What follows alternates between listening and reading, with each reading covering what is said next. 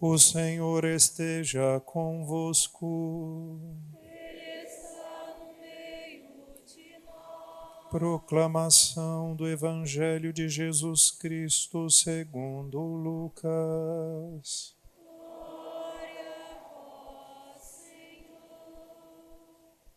Naquele tempo o povo estava na expectativa e todos se perguntavam no seu íntimo se João não seria o Messias. Por isso João declarou a todos: Eu vos batizo com água, mas virá aquele que é mais forte do que eu. Eu não sou digno de desamarrar a correia de suas sandálias. Ele vos batizará no Espírito Santo e no fogo. Quando todo o povo estava sendo batizado, Jesus também recebeu o batismo. E enquanto rezava, o céu se abriu e o Espírito Santo desceu sobre Jesus em forma visível como pomba. E do céu veio uma voz: Tu és o meu Filho amado, em ti ponho o meu bem-querer. Palavra da salvação. Glória a vós, Senhor.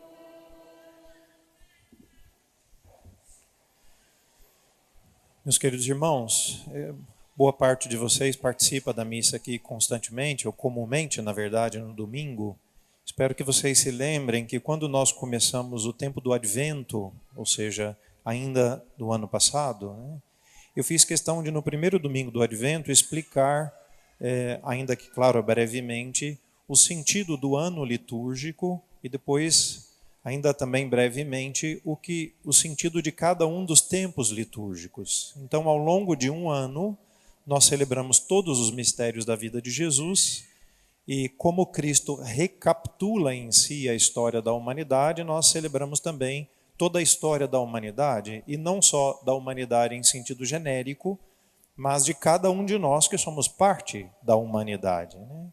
E depois, ao longo desse ano, em cada tempo litúrgico, nós estamos celebrando uma etapa da vida de Jesus e também uma etapa da história da humanidade e, em consequência, também uma etapa da nossa própria história. Então, o tempo do Advento perfazia, podemos dizer assim, toda a história da humanidade, desde a criação até a encarnação e o nascimento de Jesus. E, sob certo aspecto, também nos projetava para a sua segunda vinda, podemos dizer assim.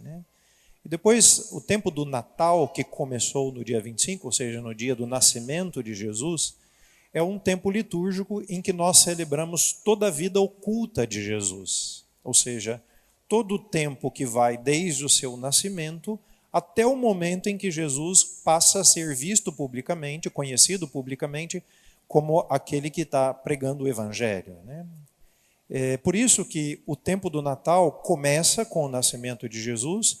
Nós celebramos aqueles fatos da infância de Jesus, claro, não minuciosamente todos, mas fundamentalmente celebramos todos os eventos da infância de Jesus, e depois todo aquele tempo que Jesus viveu em Nazaré da Galileia com seus pais, sem publicamente pregar o Evangelho, sem ser conhecido, vamos dizer assim, publicamente como quem estava anunciando o Evangelho. E isso significa que em poucos dias nós celebramos aqueles 30 anos da vida de Jesus, desde o seu nascimento até o momento em que ele começa publicamente a pregar o Evangelho. E qual é o evento que faz a passagem entre a vida privada, vamos dizer assim, oculta, melhor do que privada, oculta, e a vida pública de Jesus? É justamente o seu batismo. Então, se a gente toma o texto do Evangelho, e particularmente os 3 primeiros evangelhos, Mateus, Marcos e Lucas, que são chamados de evangelhos sinóticos, porque de uma maneira convergente, eles trazem a história de Jesus fundamentalmente da mesma maneira. Então, esses 3 evangelhos sinóticos começam a narrar primeiro o aparecimento de João Batista, Depois, na medida em que João Batista prega o evangelho, pouco a pouco aparece também a figura de Jesus, porque João Batista está apontando para Jesus. E é no evangelho de São João que a gente vê João insistindo, eis o Cordeiro de Deus, eis o Cordeiro de Deus, e eu já expliquei isso aqui, né? Então, todos esses eventos vão conduzir Jesus ao momento do seu batismo, né? Que é justamente a festa que nós estamos celebrando nesse domingo, e com ela nós vamos concluir o tempo do Natal, tá bom? Cada ano a gente ouve um dos evangelhos sinóticos, ou seja, a gente ouve o batismo segundo Mateus, outro ano segundo Marcos e outro ano segundo Lucas. E neste ano nós ouvimos, porque é o ano do evangelho de São Lucas, ouvimos na verdade, o batismo de Jesus segundo o evangelho de Lucas, que na verdade é o mais breve deles, cuja descrição também é a mais simplificada se comparada com os demais. Então nós sabemos que João Batista começa a pregar o evangelho, convidando as pessoas à conversão, para que fizessem também um sinal de penitência exterior, como, né, uma mostra de que eles estavam desejosos de estarem preparados para a chegada do reino de Deus. E qual era esse sinal exterior? As pessoas deveriam confessar os seus pecados, entravam dentro das águas, que sempre foi e continua sendo um objeto, né, uma criatura, algo que nos remete à purificação, à limpeza, né? Então as pessoas deveriam entrar dentro da água com esse sentido de uma purificação, de uma limpeza, porque queriam, na verdade, ter um coração puro para acolherem a chegada do reino de Deus. E mais particularmente, não só assim em termos genéricos, mas a vinda do Messias, a vinda daquele que ia trazer a salvação para o povo de Israel. Por isso o texto de hoje começa mostrando que as pessoas que estavam ali perto de João, vendo tudo aquilo acontecer, estavam tão na expectativa da chegada do Messias que achavam que o próprio João, pela sua figura imponente, pela sua fé, pela sua força, né, pensavam que ele era o Messias, né? Mas João logo declarou, não, eu não sou o Messias, vai vir alguém, né, depois de mim, que é mais forte do que eu, e eu não sou digno nem de desamarrar suas sandálias, que vai batizar vocês com o Espírito Santo e com fogo. Então João estava ali onde tinha água, batizava onde tinha água, e um dia Jesus chega também para ser batizado. Me permitam ir cotejando o texto com os outros textos para que a ideia fique mais completa, porque o texto de hoje, como eu disse, é muito simples. Quando Jesus se aproxima de João para ser batizado, no Evangelho de Mateus a gente sabe que João rejeita o batismo de Jesus, ou rejeita batizá-lo, né?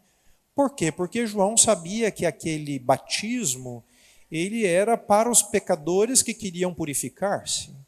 E não só isto, né? Era um sinal de que as pessoas reconheciam o próprio pecado. E João sabia muito bem que Jesus não tinha pecado. Na verdade, como ele mesmo ensinou, né, Jesus era o Cordeiro de Deus que deveria tirar o pecado do mundo. Ninguém pode lavar um outro se não está limpo, né? Então Cristo, ele para salvar-nos do pecado, não tinha pecado, né? Assumiu a nossa condição humana em tudo de São Paulo, menos o pecado. Então, Cristo chega e João rejeita, não rejeita no sentido negativo, dizer, irmão, isso não faz sentido, né? Como o senhor pode vir aqui fazer um sinal de penitência por um pecado que não tem. E aí é muito bonito que no texto de Mateus, Jesus insiste, né? Por ora, cumpramos a justiça. Deixemos assim, cumpramos a justiça. Esta palavra justiça, na Sagrada Escritura, não tem o sentido de justiça legal, como nós entendemos. Justiça na Bíblia significa cumprir a palavra, significa cumprir a vontade de Deus. Por isso eram justos, na Sagrada Escritura, aqueles homens que na sua vida tinham colocado a lei em prática, né? Então Jesus estava dizendo para João, vamos fazer a vontade de Deus, né?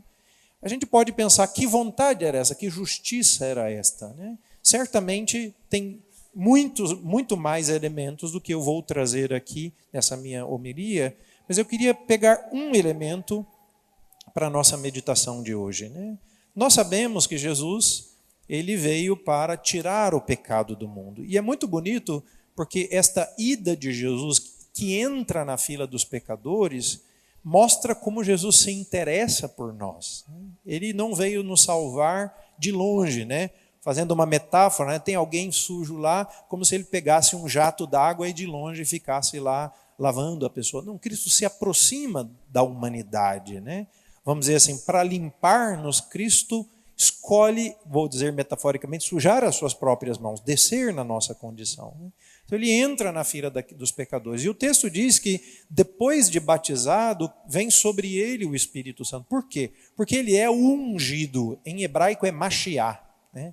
Que é o termo Messias, ou seja, aquele que é ungido por Deus. Então Cristo, cheio do Espírito Santo, entra dentro daquelas águas. Não porque aquelas águas precisavam purificá-lo, mas Cristo, cheio do Espírito Santo, entra dentro daquelas águas para santificá-las.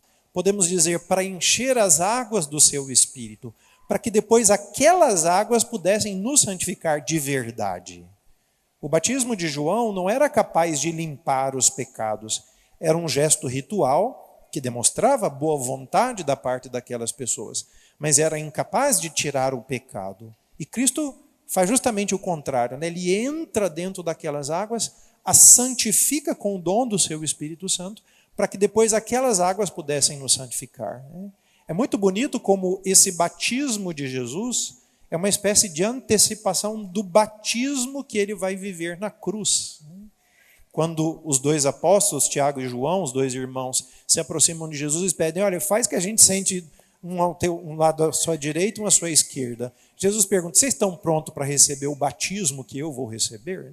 De que batismo Jesus estava falando? Da sua paixão e morte na cruz. Então, este batismo, de alguma maneira, aponta para aquele outro batismo. E na cruz também, o que acontece? Do lado aberto de Jesus jorra água, né? Aquela água da nossa santificação. Então, na verdade, estas águas que Cristo santifica com a sua presença, também, de algum modo, já aponta para aquelas águas que vão jorrar da sua cruz. E aqui há dois elementos que me parecem muito importantes, considerando este gesto de entrar nas águas e o fato do batismo abrir, podemos dizer assim, uma nova etapa da vida de Jesus. Então, em primeiro lugar, quando Cristo batiza, eu disse, né, ele entra naquelas águas e as santifica. No dia em que nós somos batizados, o que acontece? Aquelas águas que são derramadas na nossa cabeça, justamente um sinal de que nós estamos sendo lavados por aquelas águas santificadas. E aquelas águas santificadas, cheias do Espírito Santo, na verdade também nos dão o mesmo dom do Espírito. Por isso, esta palavra, podemos dizer assim, que é dita sobre Jesus, né? Este é o meu filho amado, também é dito sobre cada um de nós. Quem já trouxe os seus filhos para que eu o batizasse, eu comumente evidencio esse ponto, né? Para dizer que naquele dia do batismo nós damos para a criança, ou às vezes é o caso do adulto, o maior dom que ele pode receber, que é se tornar filho de Deus. Nós recebemos o Espírito de Jesus, que é o Filho de Deus, e por isso nós nos tornamos filhos no Filho. Ou seja, somos como que adotados. Adotados porque nós não temos a mesma natureza divina, mas o Espírito Santo nos faz filhos de Deus. São Paulo vai dizer que o Espírito dentro de nós clama Abá, né? Que quer dizer papaizinho, né? Ou seja, o Espírito Santo em nós, como que num gemido inexpresso, São Paulo vai dizer, gemido inefável, né? Que a gente não pode dizer, ele está dentro de nós constantemente, lembrando, nós somos filhos de Deus. Nós temos um pai que nos ama, né? E aqui é muito bonito porque há um aspecto disso que a gente às vezes desconsidera, talvez por uma visão um pouco equivocada de Deus. Quando Deus nos faz seus filhos, Ele está nos chamando para uma relação de pai e filho com Ele. Ou seja, Ele quer nos dizer que nós somos os filhos dEle. Ele nos ama como um pai que se preocupa conosco, um pai que cuida de nós. Claro, um pai que também, porque cuida de nós, porque nos ama, porque se preocupa conosco, também nos corrige, também nos exorta.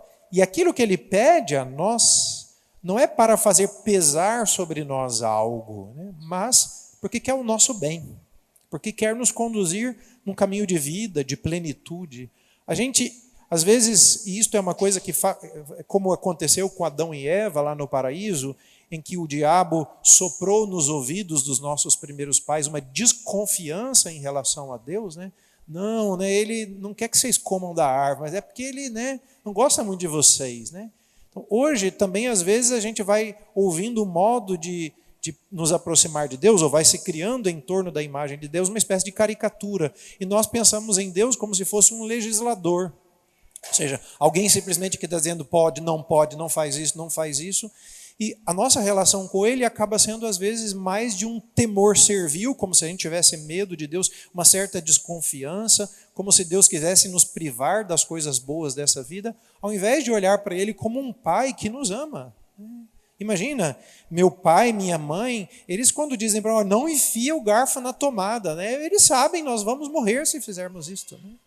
Quando o nosso pai diz, olha, precisa se alimentar bem, coma direito. Né? Ele quer que a gente se desenvolva bem. Né? Então Deus é da mesma maneira. Deus está dizendo para, olha, não faz isso, porque é para o nosso bem, morreríamos se fizéssemos.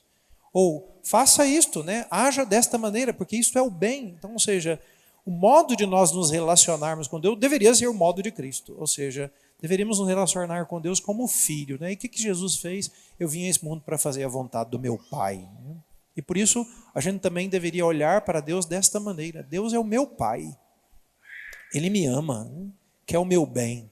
E por isso, eu o obedeço, não porque tenho medo de que Ele me puna, tenho medo de que Ele faça isto ou aquilo comigo. Não, eu obedeço porque eu sei, esse Pai cuida de mim. Mesmo quando eu não sei o porquê Ele está me dizendo faz isso ou não faz aquilo. Né? Haja desta maneira e não daquela. Né?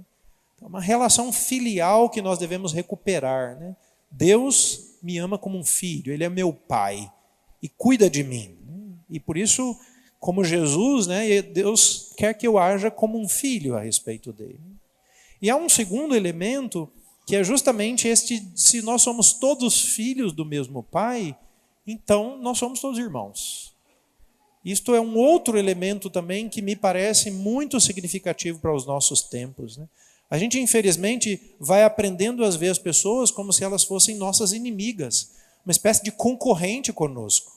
É muito interessante, quando a gente entra na escola, vai passando o tempo, logo tem alguém perguntando, a gente vai fazer vestibular para quê? Né? E depois, com o passar do tempo, a gente diz, você estuda porque o seu concorrente está estudando mais que você. Né? Já na escola, a gente aprende a ver o colega de classe como se ele fosse um inimigo que eu tenho que derrotar. Depois, se a gente olha o problema dos casamentos, muitas vezes os matrimônios não funcionam porque o esposo e a esposa estão aprendendo a ver um ao outro como se fossem inimigos. Né? E este clima de feminismo no nosso meio está fazendo isto. Né? O machismo também faz isso, mas hoje, no nosso tempo, o feminismo é muito mais atuante. Né? E o que vocês, mulheres, aprendem constantemente? A ver nós, homens, como se fossem os opressores, né? Como se fôssemos os seus inimigos, a quem vocês devem também derrotar. Isso instaura entre o casamento uma espécie de guerra de competição. Às vezes, conversando com casais em crise, fica evidente, né, que ele está querendo ganhar dela e ela dele. É uma espécie de queda de braço. Né? Ou seja, de todos os modos, nós ainda não entendemos. Somos filhos do mesmo Pai. Né? Deus ama a mim e ama aquele meu irmão como Ele me ama. Né? E ama aquele meu irmão mesmo quando ele não é tão bom quanto eu. Né? A gente vê como os pais agem, né? Os pais amam os filhos, amam aquele que é bom e amam aquele que é ruim. Né? Esses dias para trás, estando com um amigo, ele contando um pouco da sua família, e aí falando do seu irmão mais velho, diz, né, ele tem lá, parece que 5 filhos, né? E o mais velho é problemático para danar. Né? Então imagina, o filho mais velho, o pai ama menos, né? Às vezes até ama mais, né? O filho problemático. Às vezes a gente acha que Deus não pode amar os filhos que são maus, né? Porque a gente, na nossa justiça humana, a gente acha que tem que ser assim, o mal a gente tem que eliminar, né? Do tipo bandido bom é bandido morto, né? Isso é uma ideia anticristã. Anticristã. A gente não deve matar quem é ruim. A gente deve agir como Cristo. Cristo morreu pelo aquele que era mau, imagina. Ou seja, por mim e por você também. Porque quem de nós aqui teria coragem de dizer que não tem pecado e que é um filho super bom? Eu não tenho. Então, nós somos irmãos e deveríamos nos ver dessa maneira. Né? Por isso entra aqui o segundo aspecto do batismo que eu queria colocar em evidência. Né? Que Na vida de Jesus, o batismo dá início àquela parte da sua vida onde Cristo começa a pregar o Evangelho, anunciar o reino de Deus, convidar as pessoas à conversão e querer que elas também sejam batizadas, ou seja, começa a missão de Cristo. E o batismo para nós é também o momento do início da nossa missão. Quando nós somos batizados, naquele momento, mesmo que nós sejamos crianças e mesmo que naquele momento ainda nada vai acontecer, né? No sentido de que eu sou uma criancinha ainda, mas já naquele momento Cristo me dá o dom do seu Espírito Santo para que eu possa ir para este mundo anunciar o Evangelho. Ou seja, naquele momento do meu batismo também abre-se o tempo da minha missão. Eu sou feito filho de Deus para ir por esse mundo ajudar os meus irmãos a encontrar o caminho também da filiação divina, para encontrar aquele caminho da salvação. Por isso eu queria, nesse dia, como tenho sempre tentado fazer, apontar 2 elementos que são muito importantes. E queria vincular aquilo que nós vamos fazer daqui a pouco após a homilia. Eu não sei se vocês se deram conta, hoje não teve ato penitencial. A gente começou a missa e não teve o ato penitencial. Por quê? Porque agora, depois da missa, nós também não vamos rezar o credo, nós vamos renovar as nossas promessas batismais. E depois da renovação, eu vou aspergir a água, que é um sinal também de penitência, que vai substituir na celebração de hoje o ato penitencial, né? Ou seja, hoje nós vamos fazer aquilo que nós fizemos no dia do nosso batismo. No dia do nosso batismo fizeram os nossos pais em nosso lugar, a não ser que a pessoa foi batizada adulta, né? Mas o que nós vamos fazer hoje? Nós vamos renovar aquelas promessas que fizeram em nosso nome os nossos pais no dia do batismo. Ou seja, nós vamos renunciar ao demônio e a todo mal e vamos professar a nossa fé em Cristo. Então, nesse sentido, hoje eu queria que a gente realmente fizesse isso tomando consciência de 2 coisas. Primeiro, da filiação divina. E passássemos a nos empenhar sempre mais, claro, já fazemos isto, né, para vivermos como filhos de Deus. O que significa uma relação íntima de amor com o nosso Pai. E, sobretudo, quem tem uma visão distorcida de Deus precisa começar a corrigir isso, pedir muitas graças ao Senhor para corrigir isso, né? E depois também uma procura sincera de vivermos como irmãos, né? De procurarmos uma relação fraterna entre nós. E depois, mais uma vez, como sempre tenho feito, né, fazer um apelo muito grande para a missão. Vou contando as histórias da minha vida só porque elas talvez ilustrem mais do que simplesmente uma coisa puramente teórica, né? Essa semana fui visitar um amigo que morou comigo em Roma e conversamos muitas coisas. Foi um encontro assim, muito, muito positivo, muito agradável, né? E estávamos conversando com outras pessoas num determinado momento e uma delas levantou uma questão que eu já levantei várias vezes aqui para vocês, né? A gente vê a igreja cheia e a gente fica satisfeito, e é muito bom, é claro, ver a igreja sempre cheia de pessoas, o caminho de fé delas. Mas isso poderia nos levar a uma ideia que é enganosa, de achar que está tudo bem, né? Não está, né? O mundo cada vez menos é cristão, no sentido autêntico da palavra. As pessoas podem até declarar para o censo do IBGE que são católicos porque foram batizados. Mas imagina, na nossa arquidiocese em Goiânia, 60% se autodeclara para o IBGE católico, né? Então, 60% da população da arquidiocese de Goiânia seria mais ou menos em torno de 1.500.000 pessoas. Você imagina se essas pessoas todas fossem à missa ao domingo, entendeu? Então, não tem possibilidade. Não quero fazer contas aqui porque seria exaustivo, né? Mas o percentual desse 1.500.000 que vai à missa é muito pouco. Ainda que a igreja esteja cheia. Isso significa que tem um grande número dos católicos, ou seja, batizados católicos, que não vivem a sua fé. Mas não é que a gente quer impor sobre elas fazer lavar cerebral. Não, a gente quer que elas vivam como filhos de Deus, que ouçam o Pai, que deem ouvidos ao Pai, que deixem-se guiar por este Pai amoroso, né? E depois que façam parte efetivamente desta família dos filhos de Deus. Então, a gente tem que ter um sentido missionário muito grande, né? E eu repito isso porque para ficar mais evidente, eu não estou pensando missionário, vocês irem para a África, não, gente. Eu estou pensando o seguinte: Pensa nas pessoas que estão à volta de vocês. Comecem a pensar aí quantos da família de vocês vivem realmente como filhos de Deus. Pensa assim, pai, mãe, filhos, primos, tios. Para dizer assim, aquela família de sangue mais estrita, entendeu? Minha irmã, meu cunhado, minha nora, entendeu? Quantos? É uma minoria. Com exceção de algumas famílias em que, por razões diversas, boa parte da família foi evangelizada, mas no geral é muito pouco. Então, é para essas pessoas que Deus está me enviando. Para ajudar estas pessoas a reconhecerem como nós queremos que nós somos filhos de Deus, que Deus nos ama, cuida de nós, quer o nosso bem, quer a nossa salvação. Por isso, de novo eu queria fazer apelo para esse sentido missionário da nossa fé cristã. E esta preocupação com aquelas pessoas que Deus está à nossa volta. Então hoje, ao renovarmos as promessas do batismo, vamos pessoalmente renovar também esse compromisso de anunciar Jesus Cristo a este mundo. Louvado seja o nosso Senhor Jesus Cristo.